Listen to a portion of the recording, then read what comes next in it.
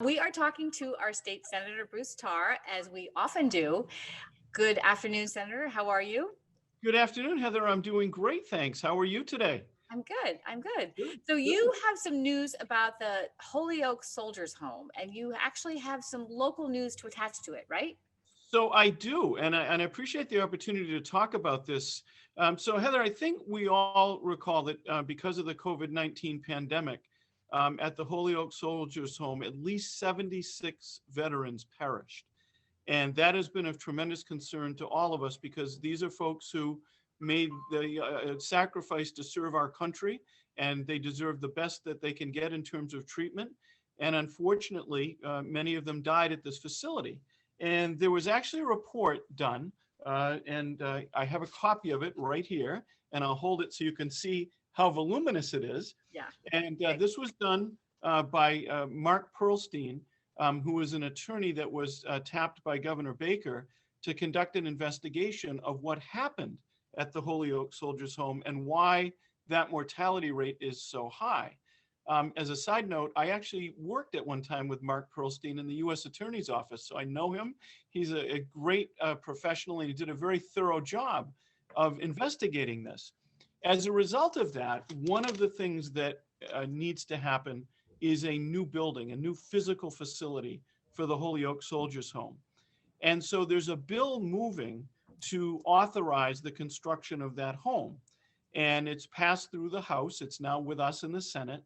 And one of the things it does, and the central part of the bill, is to appropriate $400,000 in bonded money to be able to build this new home.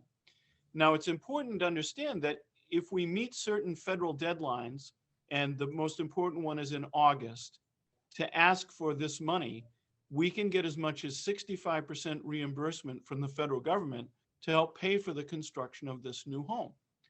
But here's what's also important. The discussion of the Holyoke Soldiers Home has triggered a larger discussion about how we provide for our veterans that are not in Holyoke, and how we provide for folks that are not in the Chelsea Soldiers Home.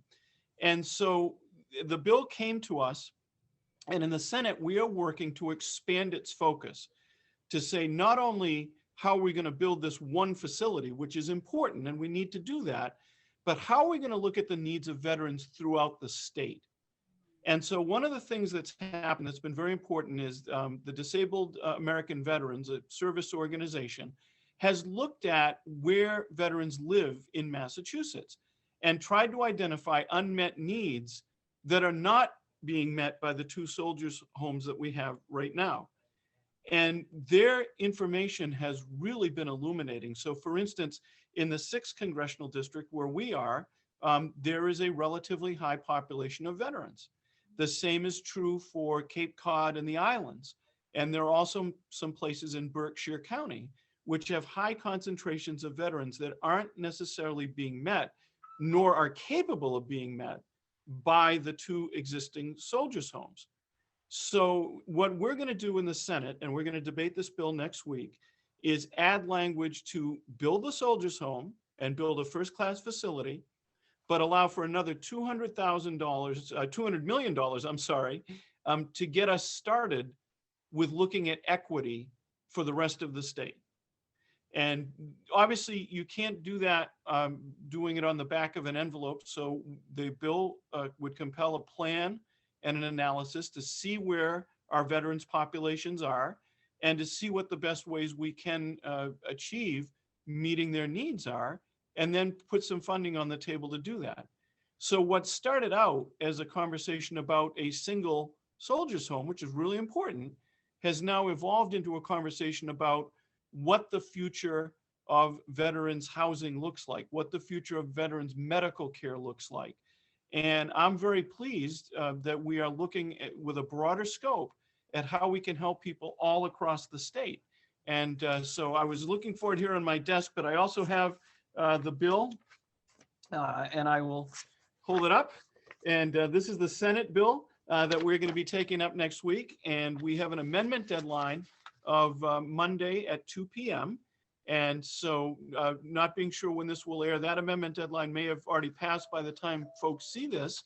But I'm going to be looking to make sure that in this bill, we make adequate provision to look at all veterans.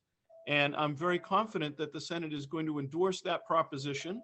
The Senate Ways and Means Committee, of which I'm a member, has already put some of that language into this bill. And I think we are going to be on our way.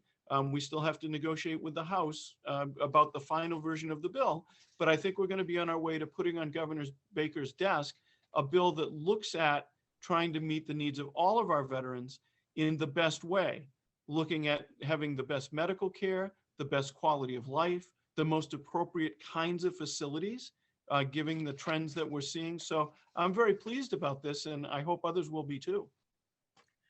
Well, I have kind of a simplistic question regarding this. So Veterans Affairs are a federal issue, right? That we have, and where is the intersection of a state being responsible for taking care of its veterans? So it's a great question. So the physical facilities, if we meet certain federal criteria, we partner with the federal government to fund. So in this case, again, we're authorizing the total project cost of about $400 million, but we're hoping that the federal government will spend 65% of that with its money. And so the state share would be less. So it's a partnership.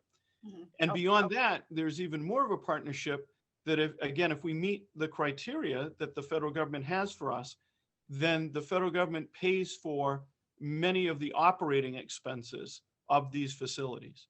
Right. So the state must partner with the federal government for that to happen. Now, the question came up earlier this week in a discussion about this bill. What if we choose to build more facilities? So we have two. What if we choose to try to build others?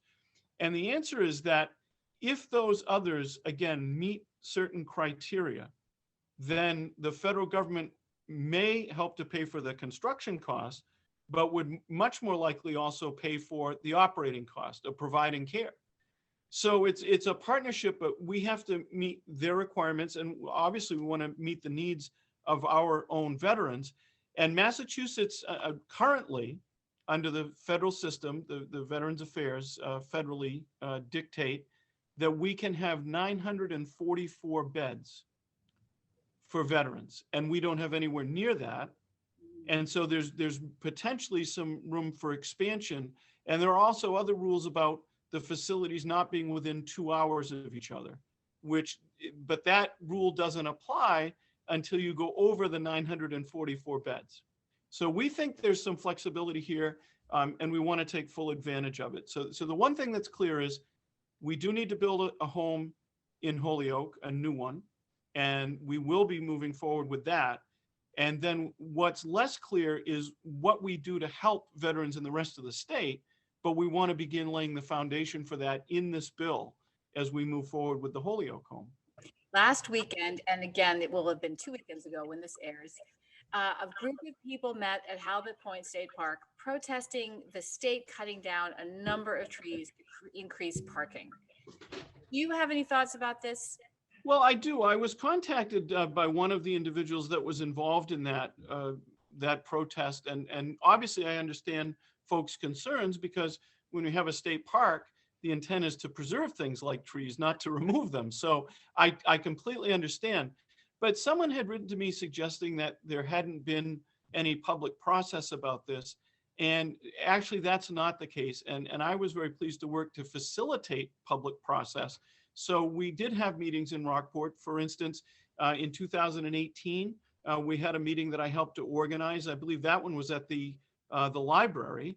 And then in 2019, we had another one, which my recollection was at the high school.